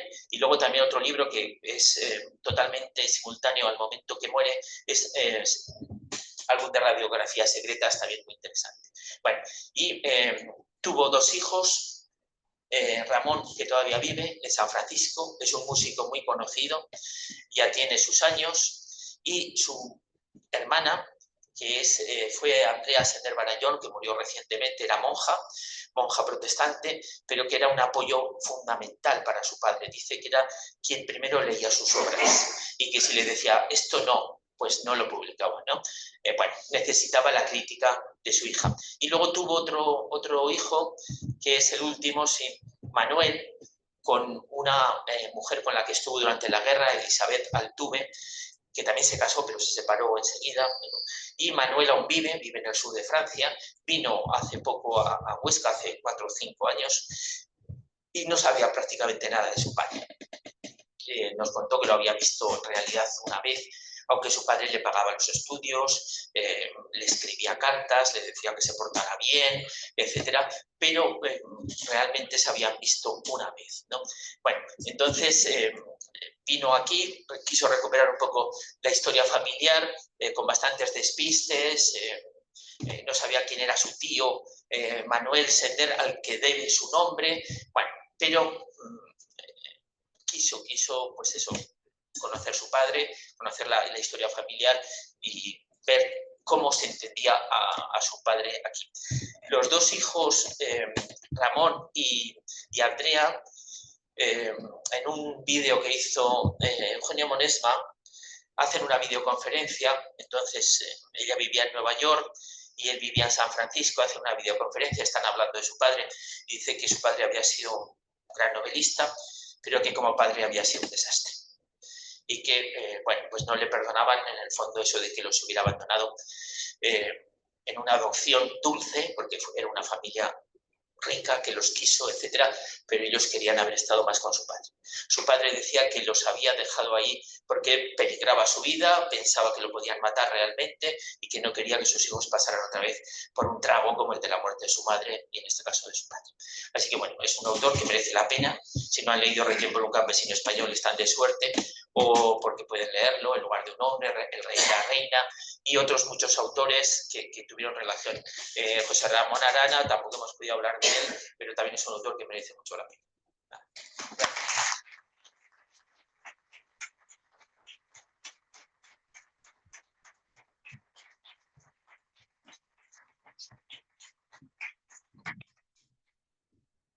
Bueno, vamos un poquito más de tiempo, pero si hay alguna pregunta aquí en la sala, pues a ver. No, ¿alguna duda? ¿Alguna aclaración? Gerardo, ¿hay alguna cosa? Sí. Un segundo que la leo. A ver si de Ángel Cortés. Voy a hacer una pregunta para el profesor Las Heras. ¿Hay ediciones accesibles para esos libros en aragonés medieval que ha nombrado y si son inteligibles para los neofablans que hemos aprendido aragonés en Liga de Fablans, Consejería de Fabla, etcétera? Lamentablemente no hay muchas ediciones de esto, pero alguna edición hay, se pueden encontrar en buenas bibliotecas, pues en la biblioteca, por ejemplo, de Filosofía y Letras, la María Moliner, se pueden encontrar pues, ediciones de Alvar de los años 40, pues, pero ediciones modernas no hay. No hay, bueno, de Johan Fernández de Heredia, o Juan Fernández de Heredia, en la colección Larumbe, que, bueno, pues refundamos en empresas universitarias cuando yo era esto y que codirigimos en este momento los dos, pues hay bastantes textos. Lamentablemente no han sido trabajados por aragoneses, sino que hay un seminario en la Universidad de Castilla-La Mancha que se dedican a trabajar a Juan Fernández de Heredia. Anteriormente la Universidad de Madison en Estados Unidos y la Universidad de Estocolmo en Suecia. En Aragón pues solo Juan Manuel Cacho ha trabajado algo sobre Fernández de Heredia. Lo demás está por hacer. Hay una edición de La razón feita de amor, hecha por Naladrada, hecha por Jesús Bernard y Francho Nagore, que es una edición buena, muy bien, poco más ahí. Pero bueno, se va sacando poco a poco y se va. Hay cosas, pero ahí no hay ediciones. Pero es que hay estudios. Hay más estudios casi que textos. Esto podría faltar un poco desde la campana de Huesca, que bueno, pues hay muchos estudios, pero un texto fijo filológico no hay. Y, bueno, Sí, Ángel Cortés nos dice que para el profesor Dueñas comentarle que gracias a su hermana, a la hermana de Sender, Carmen Sender, mi profesora del segundo de UI, que me influyó decisivamente en mi amor a la literatura y al periodismo, pudimos contactar a principios de los 80 del pasado siglo con Ramón Sender, exiliado y profesor de Universidad de San Diego, y nos mandó un precioso texto a los jóvenes que editamos la revista Expresión de los alumnos del Instituto Goya, animándonos a ejercer el periodismo como cuarto poder de la democracia, a luchar para defender la libertad de expresión y a no tolerar que vuelva la dictadura. Yo le he hecho caso en todo. No, no hice porque yo era compañero de Ángel Cortés.